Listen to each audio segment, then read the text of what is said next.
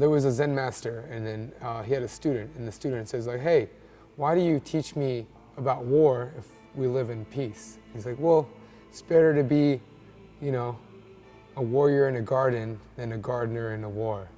Yeah, Emilio Chavez, I was born in Acapulco, Mexico, 1986.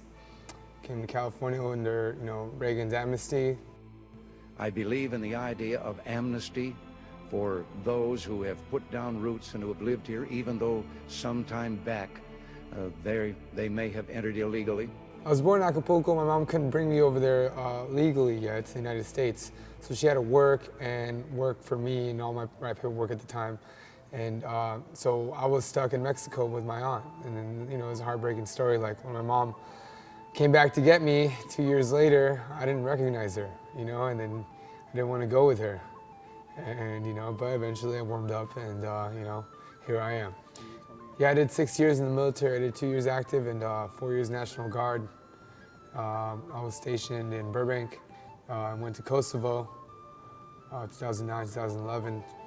And I got lucky because it wasn't such a hard mission and there wasn't so much danger there. There was all kinds of coalition forces. There was like Croatian soldiers, there was Ukrainian soldiers, there was Lithuanian soldiers, and they all liked kickboxing and boxing. I came back and I thought I was kind of like a little badass, right? Because I was like, oh, I'm training with the Ukrainians and the Russians and all those guys. And then like my coach, he's just like, oh yeah, well, Emmanuel Newton, Brett Cooper, I don't know if you know, Brett Cooper just won a title in Russia. Emmanuel Newton, he's just this light heavyweight, like just natural talent phenom. But yeah, he threw me in there with like the Lions and I didn't do so well. And he's just like, oh, see? And I was just like, well, you would stop to think that maybe those guys are really good and they're bigger than me. And then, I humbled a little bit.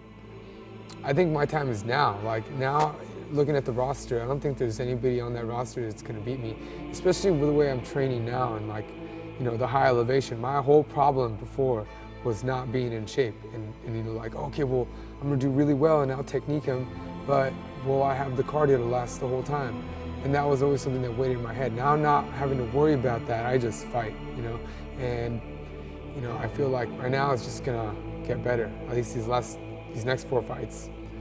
I wouldn't be the person I am today without martial arts. I feel like, yeah, in a way it did save my life, because there's always people in the gym that are just, you're hearing good things, you're not under bad influence, and just good people are around. Hang around a place like this, like if you build it, they will come. Kind of like Kevin Costner's Field of Dreams. Kind of, yeah, that's what happens. Yeah.